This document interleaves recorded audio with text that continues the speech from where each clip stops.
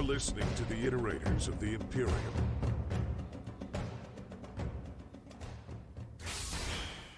Hi, I'm Mess, and I'm here with my lovely co-host Ryan, and you're listening to Season Quinqui of the Iterators of the Imperium podcast, the podcast in which Ryan is the expert of Warhammer 40K, and I'm the noob trying to learn about the Warhammer universe.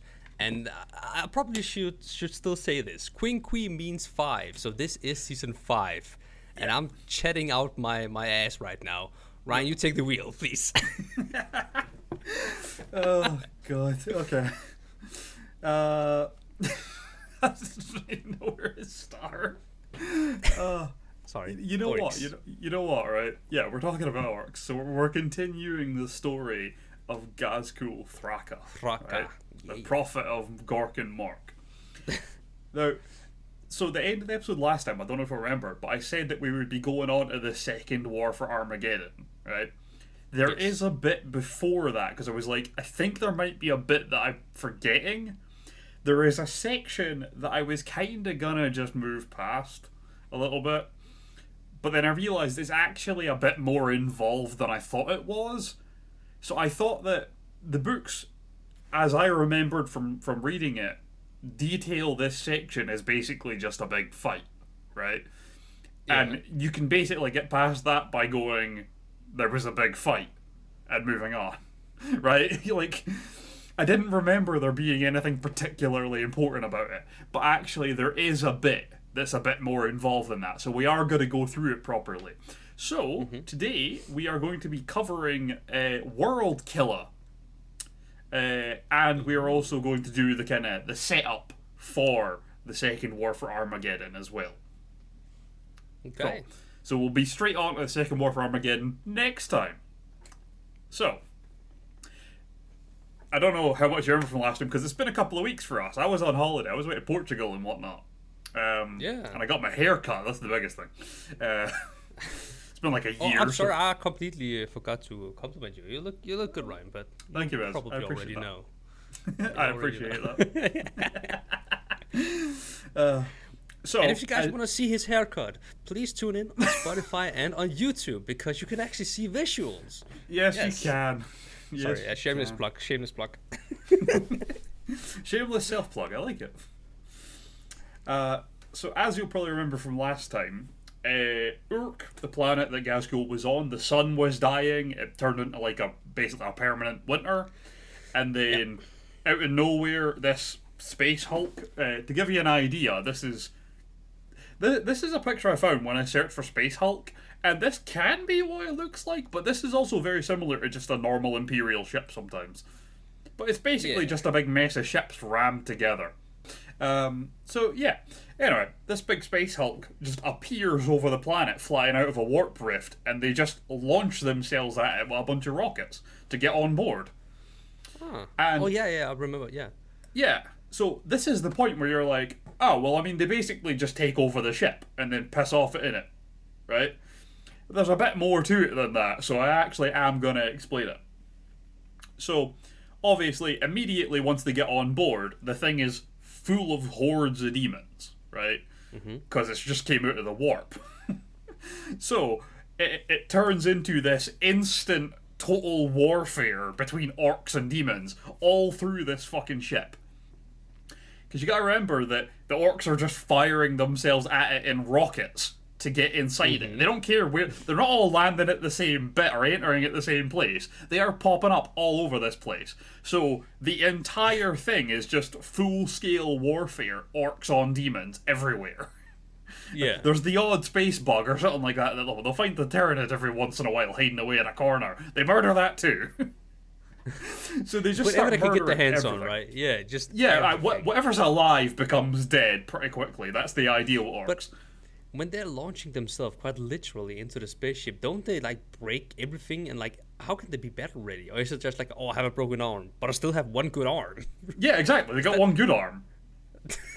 I love that mentality. But see, the thing is, you gotta remember that orcs are the kind of people that are like, they'll break one arm and then tear it off and use it as a weapon to beat you to death with. That's the kind of guys you're dealing with here, right? And then magical as well, so it has like multiple damage now. Like, exactly, right? Improvised weapon stats, man. It works. Yeah. Actually, quite funny. One of the reasons that the Orc were able to win this fight, because obviously they win this fight, because we know that there's a bit after this. One of the reasons they were able to win is that they kind of had the element of surprise. Because say you land an army of Orcs at one spot, right? Now, the only thing tougher than an Orc is a shitload of Orcs, because they just get tougher when they're in a big group. And there was very suddenly an assload of Orcs in this ship. But not only did a ton of them appear at one spot, a ton of them were appearing all over the ship because they were getting launched at it from rockets. So they kind of had the ultimate element of surprise. It's like trying to fight someone who's going to burst through a wall at any random second. You cannot prepare for that. Yeah. So the demons will all be charging down a corridor and go help, kill the Orcs, and then they'll get halfway down and get plastered by a rocket coming clean through the hull. There's no way to prepare for that. Not really. Other than maybe just end yourself before they do, but demons don't really do that. No. They want to get a fight as well, yeah. Yeah, exactly. So that's basically how it went. It was just total warfare all over the place. Orcs fighting demons. And, so, this... Space Hulks don't really have a centre, usually, right? Because they are just a big amalgamation of ships that have all been rammed together in the warp. So there's typically, it's not like a planetoid where gravity turns it into a sphere. It can be any random, because it's in the void, there is no gravity, right? So it doesn't naturally round out or anything. It just looks like a bunch of ships rammed together a lot of the time. Yeah.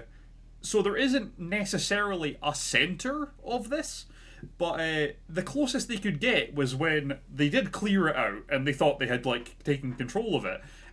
Some of the mech boys, the Orcs that are mechanics, or engineers for lack of a better term, thought that they had found a ship's bridge that had a button on it which they figured would put them back into the warp, which is what they wanted.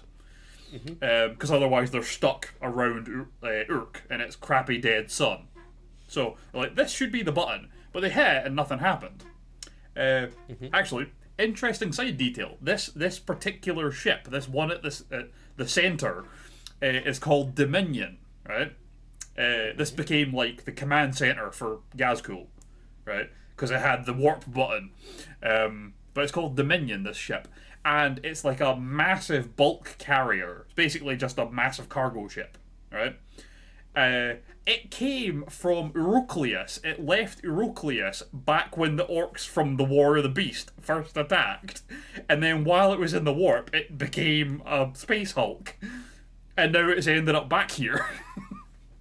What? That's... sheer dumb luck. Right. Yeah. Yeah. I'm assuming that it's ended up back here because it'll still have some of the ship's automated systems, and one of them is probably a homing system. Yeah. So I think that's probably, a return kind of thing. I think that's probably how it ended up back here. But it just dragged the whole Hulk with it, basically. It is just dumb luck. It is just dumb luck, yeah. Which is Ghazghkull's whole thing. Nice destiny. It is the will of Gork and Mork. Yeah. Pardon me.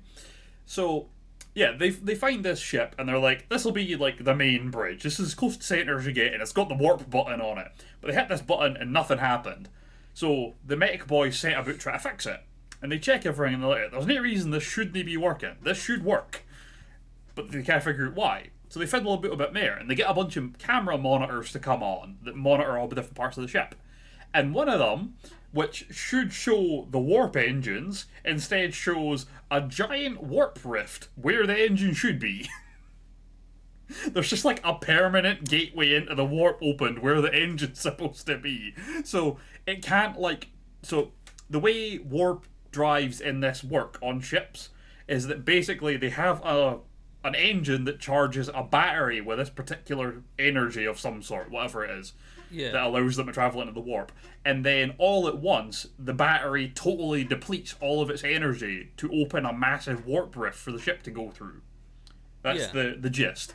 because this thing has fucked up in some way or another, it is basically bleeding the energy constantly rather than charging. So it's just sustaining this little mini warp rift rather than opening a big enough one for the ship to go through. So something's clearly jammed open. An infinite portal, permanent portal to Narnia. Or essentially, or to hell, one or the other. Depends how you feel about Narnia, really. It might be the same thing. So, they realise, we gotta go deal with this. This portal needs to stop if we're gonna make this work. So Ghazghkull's like, right, let's do this. Gives his knuckles a crack and heads down. And obviously, the big boss is setting about shit, so all the Weeans follow him. So Ghazghkull marches down to this, like, engine bay with a whole horde of orcs following him. And once they get there and they see this big, portal. Oh, I should mention, this march down to the portal is when the orcs start chanting, "Here we go, here we go, here we go," for the first time. That's why that became Ghazghkull's, like, chant. This is it. It's this march down to take out this portal. Yeah, they get there, and they're like, alright, well, we need to destroy the portal. So they all shoot it. Mm-hmm. Obviously, that does nothing. Yeah. So Ghazghkull's like, alright, I'll take care of this. So he starts marching towards the portal. And obviously, it would be very anticlimactic if he just managed to walk up to the portal, right? It'd be really boring, right? Luckily, the warp was in the mood to help him out with the drama for setting the scene. So, as he starts walking towards it, the portal starts flashing different colours. So it's usually green. It starts flashing red, this thing. And then out pops a greater demon. One of the big boys. Okay. Yeah. Right? And in the words of Makari himself, it wasn't one of the demons that represents one of the, like, getting what you want or changing things. It was one of the angry ones. Okay. So, it was a bloodthirster. One of these guys pops through the portal carrying a, like, magic whip. Amazing. Yeah. Just think Balrog, but with a whip instead of an axe. Yeah. Yeah. For the record, this particular piece of art is actually from an artist, Devin Manning. It's pretty good. I just want to throw that out there. I think they did a pretty good job. Anyway. Credit where credit is due. Credit where credit is due. So, Devin Manning, Deviant Art, you'll find it. Anyway. So, this big fucker pops through the portal in front of Ghazghkull while he's trying to get to the portal. And obviously they're gonna fight, right? That's where this is going.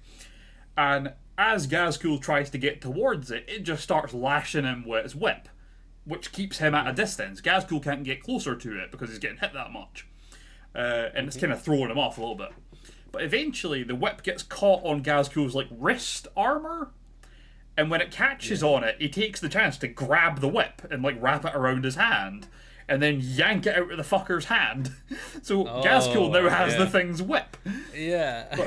But he doesn't want to use it. He just wants the fucker not to have a whip anymore. Because who the fuck uses a whip? So he just yeets the whip away. And he then proceeds to mock the bloodthirster for losing its whip. It's like, he just looks at it now. He's like, lost your whip, huh? So the thing gets pretty pissed off. Yeah, of course. Yeah. So it lets out this big blood-curdling scream and starts moving towards Ghazghkull. So Ghazghkull starts charging towards it, full speed. At this point, Ghazghkull is armoured to the tits, by the way. He is coated in metal tip to toe, basically. You've seen the pictures of him. He's, like, in a full suit of heavy armour. And you shouldn't be able to move fast in that armour, but Ghazghkull decided that he could, so he did. Right? So the two of these fuckers are flying at each other as fast as they can possibly fucking run.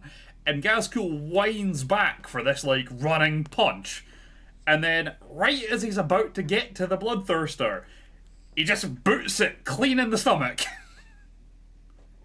Okay. And for the record, so orcs have this thing where you know how, like, some orcs are strong, some orcs are clever. right? And the strong ones like Gork and the clever ones like Mork. Well, in that moment, all the orcs that worshipped Mork cheered because that was the most hilarious thing they've ever seen. That he pretended he was going to punch it until the last second and kicked it so he didn't know what was going on. So the whole crowd around him, half of the orcs are all cheering because he's being like a sneaky bastard. And that kick kind of because obviously the Bloodthirster wasn't expecting it, it kind of throws him off balance a bit. And Ghazghkull uses this to throw himself on top of it and start pummeling it to death with his bare hands. And damn. And with that point of brutality, the rest of the orcs that like Gork started cheering because it was incredibly violent. So he kind of hyped up the whole crowd there. And I'm gonna quote Makari again here because it's pretty good.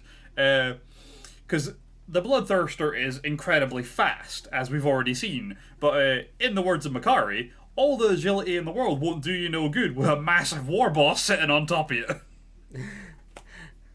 Which is a fair point. Yeah, it is. Yeah, so Ghazghkull basically just proceeds to beat this thing into non-existence till it just fades away. At which point the portal kind of calms down a little bit. I guess it was kind of riled up because it was like feeding this thing energy to keep it in reality, like in a physical form. But it kind of chills out a bit. So Ghazghkull like stands in front of it and screams at it to send something bigger because that was boring. It's like, send a bigger one. But I need no a challenge. Yeah, exactly. But no, nothing happens. Nothing comes through. So obviously Ghazghkull just needs to close the portal now, and then they'll be, set, ready to go. Yeah. Do you want to guess how he closed the portal? It's basically how he solved every problem up until this point. Headbutt it? Headbutt it. There you go. Because you gotta understand, a headbutt is like a spiritual thing in Orc society. So he headbutted this fucking portal and it sealed. It closed. Doesn't make any fucking sense, but it fucking worked. Yeah. Yeah. So, with the portal closed, they now had the ability to go into the warp. So, they did that. They hit the button in the bridge, I guess, for lack of a better term, and the whole Space Hulk disappears into the warp. Now they're on their way. They're heading towards this great battle that Ghazghkull had, prophesized. And there's no way of knowing how long they were in the warp. That's the issue here. Because orcs don't record anything. So even, obviously, reality outside and inside the warp, time will be different. So they might have went in and came out, a week earlier than they went in to begin with, right? Mm-hmm. Or they could come out 6 years later. But we have no idea because they don't record anything. So we don't know when they went in. We don't know how long they were there. We don't know when they came out. We can estimate, but that's about it. While they were in there, though, obviously, the orcs get bored because they've kind of killed all the demons. So they kind of just started exploring the Space Hulk and, killing anything they could find to justifiably kill. So if they found a couple of Tyranids, they got blown to pieces. They found, an Eldar, that got blown to pieces. Found a human skeleton, blow that to pieces. No one knows what might have happened. Right? Just anything. If it can be killed, kill it. If it looks like it can be killed, even though it's already dead, kill it again. Right? Just keep yourself entertained. But the Death Skull tribe, those orcs, had the time of their fucking lives. Because it's a ton of, spaceships from different cultures and different alien races at different time periods all wedged together. So they just started ransacking it and stealing everything that wasn't bolted down.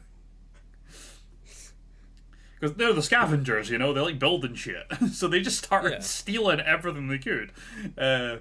Just to build shit with to keep them entertained. And loot goblin. Yeah, they're literally loot goblins. That's 100% what they are. Yeah. During this, the problem is that a lot of what they were stealing was it was electrical technology for a large part, right? And every ship in this thing has to have some form of warp drive because they all ended up in the warp to turn into a Space Hulk. So at some point or another, they were ripping apart warp drives of old broken ships and kept causing minor demon incursions by opening minor warp portals by fucking around with these defective warp drives. So once in a while, a small army of demons would pop up somewhere, and the Orcs would get to fight again, keep them entertained for a bit. Yeah. But they didn't actually come out of the warp until the year 941 of the 41st millennia. That's when they next reappeared that we know of. And when they re-emerged into reality, I should tell you now, by this point, they have named this ship, this Space Hulk, Wurld Killa. Right? They have titled it now that they control it. But Wurld Killa finally re-emerges from the warp in 941 M41, and it is hurtling directly towards a planet. So, it's came out of the warp next to the planet's sun, and it's just heading straight for this planet. Like, there is nothing that can stop it from hitting this fucking planet. Great. Yeah.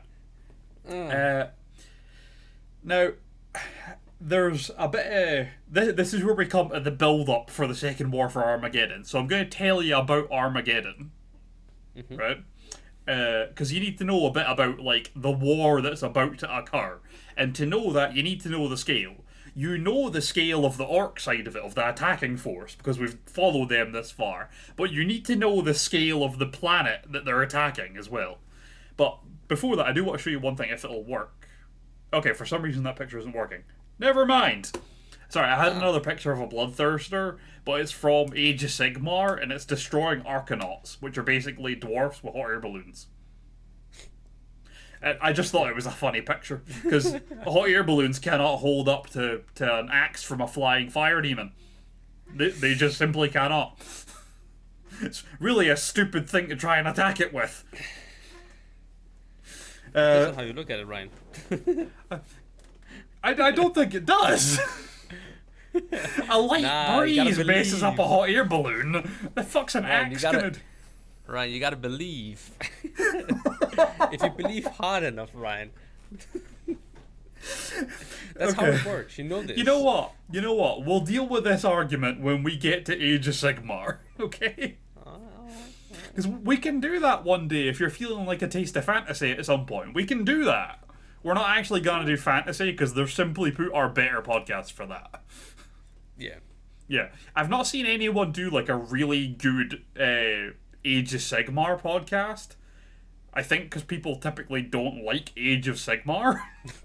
But I personally know a couple of people. We've had a guest on that hosts like an incredible Warhammer fantasy podcast, and there's just no point in us putting our feet in that water. Nah, we can do it better. We can.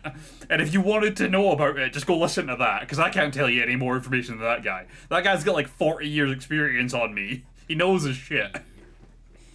Is that Dar? Yes, Dar, yeah. That's been ages. But yeah. Yeah, it was like season 2, man. It was for like the Eldar episodes he joined us. Eldar with Dar. Eldar. Yeah. Okay, so we're going to tell you about the planet Armageddon, right? Mm-hmm. This is what the planet looks like, just so you know, right? It's a fairly normal temperate world. It does have... It ranges like ours, from really cold areas to like forested areas back to really cold, right? Pretty standard stuff. Yeah. Pretty good for human habitation. Except for one thing.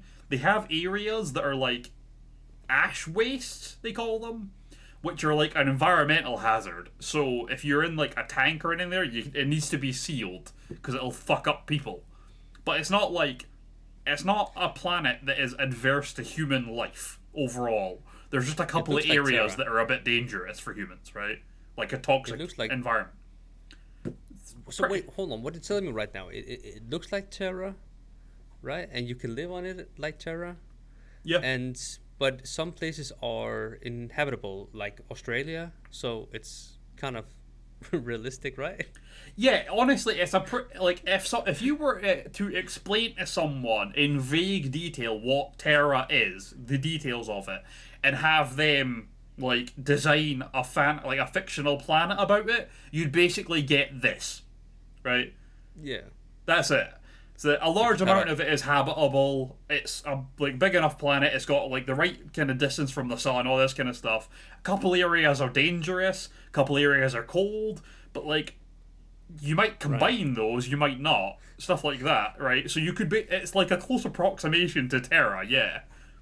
You missed my joke though. What? Sorry. It looks like Terra, right? You can live on it like Terra. Some places are uninhabitable, like Australia. Ah, yes. Because everything Australia wants to kill you. That is very true. Yes. Sorry. Go on.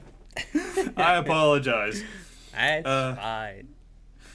So, pretty good planet as far as humanity is concerned, right? And we've been here for a while. We're well settled on this planet as far as humanity and the Imperium are concerned. This is an Imperial world as well. It's not like an offshoot of humanity, right? This is like proper worshipping the God Emperor kind of stuff, right? And I think I can show you where it is. Yeah, so on a galaxy map, that is where it sits, right? Now, there's no point of reference there, so that doesn't mean much to you. But I have more important maps for this. So this is a galaxy map in the modern day. So this is after the fall of Cadia and the big tear across the galaxy opens. You can see that big red line is the Cicatrix Maledictum that cuts the galaxy in half. So this is this is in the year 42,000. This is what we'd look like. We're before this, so we don't have the big tear. We just have the Eye of Terror and the Maelstrom and stuff when we're talking about. But it still works for showing you something important here. Because if we zoom in a little bit, down to the middle here, so this center section is where Terra and Mars are, as you can see there. And if you look up to the northeast there, you can see Armageddon is very near Terra. It's very close to the homeworld. It is only about 10,000 light years away, which is really not that far. Yeah. Yeah, so it's worryingly close. I'm just gonna leave. I'll leave that up. Screw it. Why not? So, yeah, this planet is really close to Terra, like worryingly close. And interestingly, it has some history with orcs.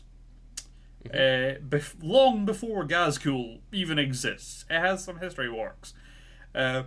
See, Armageddon isn't the original name of this planet. It was renamed at some point during the Imperium's history. And the old name is like long forgotten to Imperial scholars and to like the inhabitants of this planet. But just so you know, at this point in time, when this planet is attacked, this planet, Armageddon, it is a hive world, so it, massive population in the billions of humans living here. And it's an industrial world as well. They have like factories everywhere. And they produce a massive amount of weapons and ammunition and tanks and stuff for the Militarum.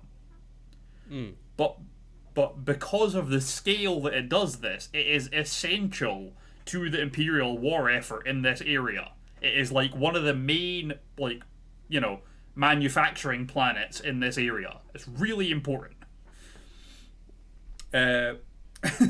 Also, the weapons and tanks and stuff they make are all specialized designs. They make like an Armageddon pattern version of everything that's all like sealed because it's the only stuff you can use on this planet in case you have to go into the ash wastes. So the tanks are all like sealed perfectly so that the inhabitants can drive through these areas without getting harmed.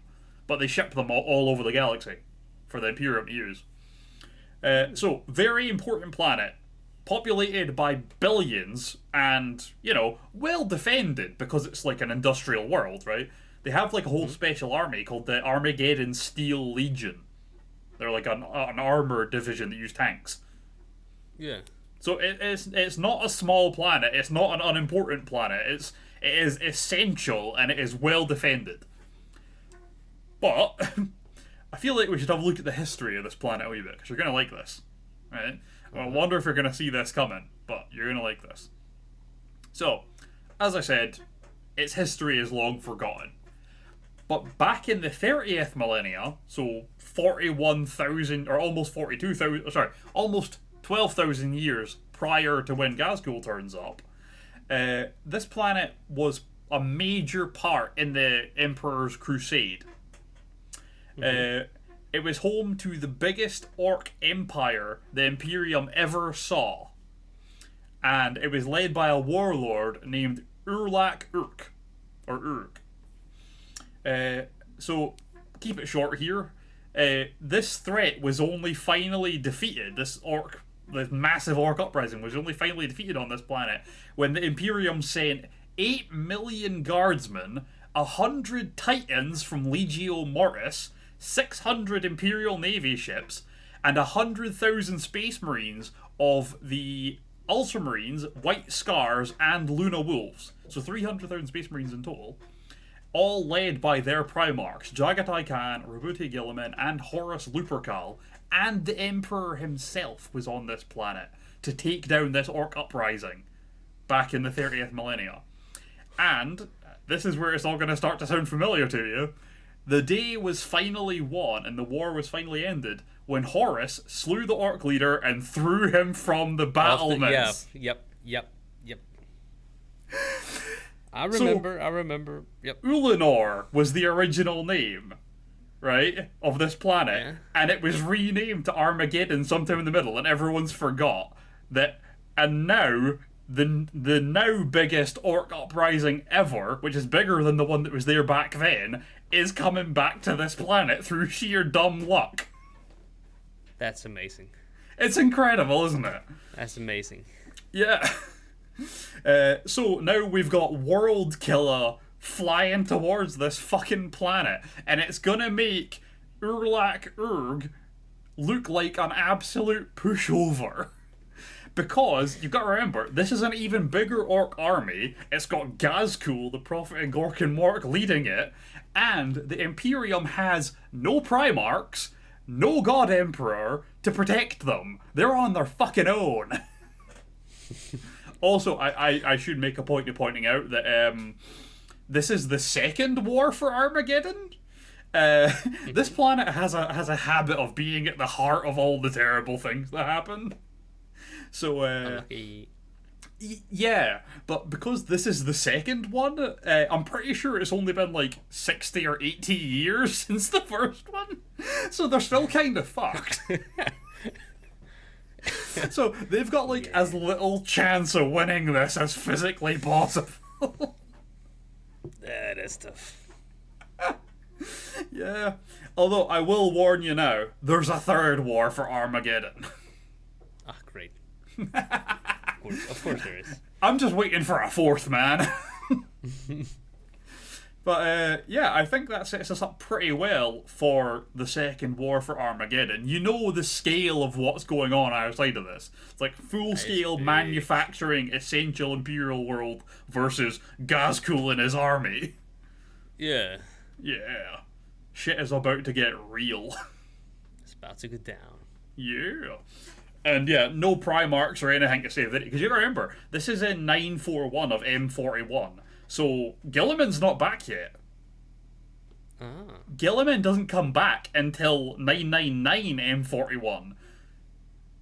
Like, during the Fall of Cadia. So, there is no one that can act as, like, the hand of God to save them. No. They don't have the Emperor or nothing. Yeah, they have human ingenuity, and that is it. Good luck. Good luck. So, I guess next time we'll see how that works out for them. Yeah, looking forward to it. Would you like to round out? I sure can do. Well, thank you guys for listening to this episode of Iterators of the Imperium Podcast, Season 5, or Quinkui. I should start saying 5, shouldn't I? You should, yeah. I should. It's gonna make me giggle every time. Me too, because I kind of forgot it until I remembered it. Yeah. Yeah, we will see you in the next one. Take care and peace. Bye.